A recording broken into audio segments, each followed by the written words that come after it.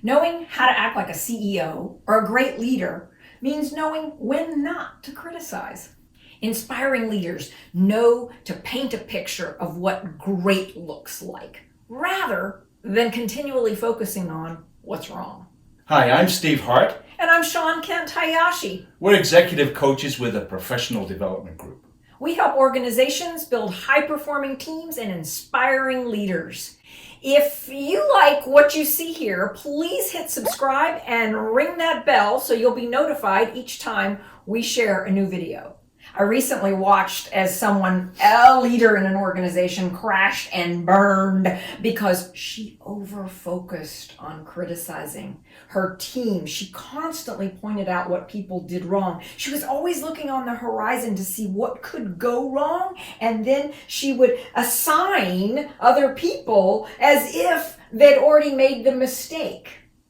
Working for her was really difficult. We've seen situations like this in organizations aplenty, right? Yes, and it can be very dispiriting for the people who experience that, as well as undermining the authority of the leader and losing their credibility. So we don't want you to be the kind of leader who over-focuses on criticizing. Instead, what's your vision? What is it that you want to create? What does great look like? We're going to explore how you can more fully bring this alive in your own practice as a leader.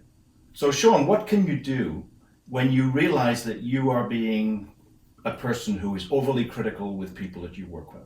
The first step, Steve, is to begin to get very clear on what are the outcomes you do want to create. One of my favorite questions is what would need to exist for us to, and then it's ... What would need to exist in order for us to build a better product, design a better agenda structure, create a great meeting? What I love about that question is the invitation it offers to engage somebody in productive conversation.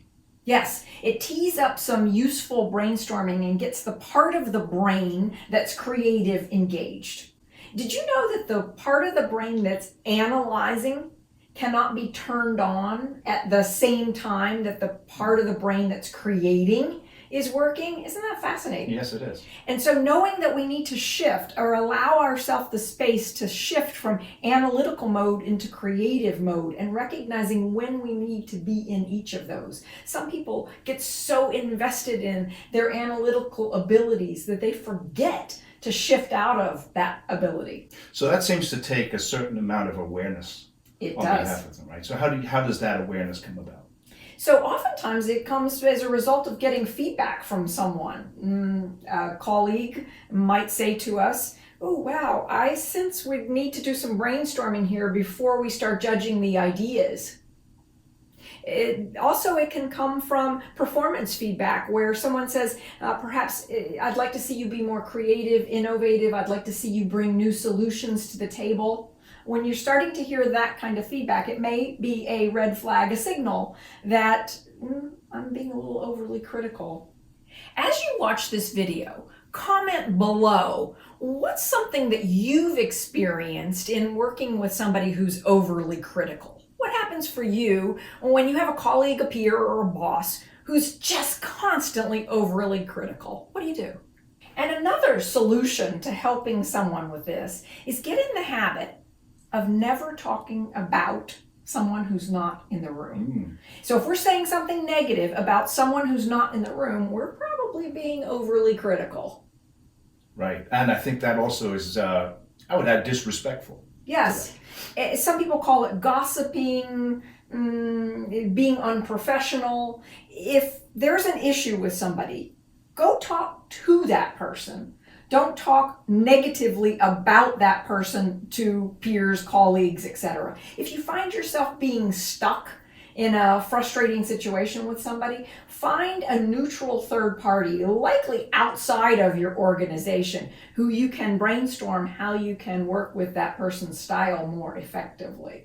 And if you find yourself in a conflict with someone where perhaps I might say, "Hey, Steve, I notice we have completely different perspectives on this. I'd really like to understand your perspective, and I'd like to share my perspective. But if we're not in agreement here, who can we escalate this to? Who can make the decision for us? Who we will accept what they suggest?"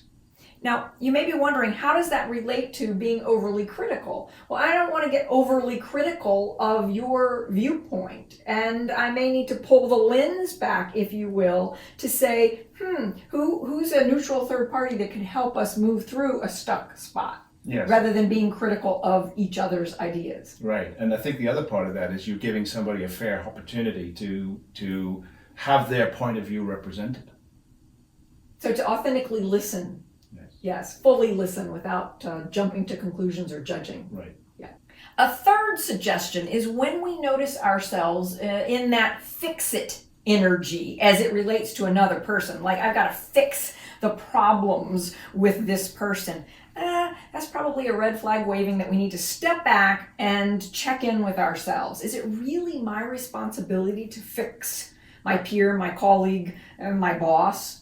Likely not so much. Unless that person is asking for coaching or feedback, I probably need to step back from that and not get hooked in fix-it energy as it relates to someone else. Now, if someone reports to me and it is my job to help them develop, grow, learn, then I need to understand how to create a coaching conversation and frame that in a developmental way rather than in an overly critical way. I remember one time a person on my team said to me, "Steve, you're just a fix-it kind of a manager. All I really want to do is just explain to you what's going on." It was a valuable piece of feedback that I got on that very point. That's fabulous feedback. Shawn, I know you've worked with a lot of people around this question before. What are some of the critical experiences that you have working with your clients in this question? So when I bump into a leader who gets 360 feedback that says they're overly critical, they squash people, they deter innovation and brainstorming. And oftentimes what I do is I help them to understand how do people read and how to identify what other people's communication styles and motivators are. So somebody who has very high standards and likes things to be detailed and accurate right the first time can often squash people who have that bubbly, creative, fun, playful communication style without even realizing they're doing it. And so one of the early aha moments is to help my coaching clients to understand not only their own preferred communication style, but also other people's communication style, and how what criticism is depends on which communication style you have a preference for. Now, you mentioned earlier on about the 360. Tell me a bit about that. So in our 360 experience, we use a perceptual interview process, and we have our coaching client identify the key stakeholders in their work. So they might come up with 8 or 10 key stakeholders. And then you and I, talk to those stakeholders and ask questions like, what does this person do particularly well? How have you seen them add value to a team? Where are the places that they make great decisions? What are their natural talents? But then we also ask questions like, what would you like less of? What's this person doing that's getting in the way? And from that, we can see the pattern of what it's really like to work with someone. And out of this, we can inform a professional development plan for someone. And it's really critical because those perceptions are coming directly from the people most close to the leader. That's right. And the key stakeholders are those people who on the next 12 to 18 months will be the people who are determining whether or not this person is successful. And oftentimes when we do a 360 on a leader, we might talk to customers, peers, colleagues, sometimes even spouses and children. If you would like to learn more about our 360 process or working with us as a coach, click the link below to schedule a conversation with us.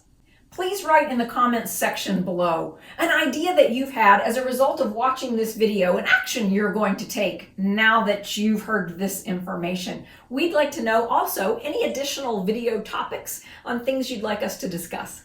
Thank you for watching. We look forward to seeing you in the next video.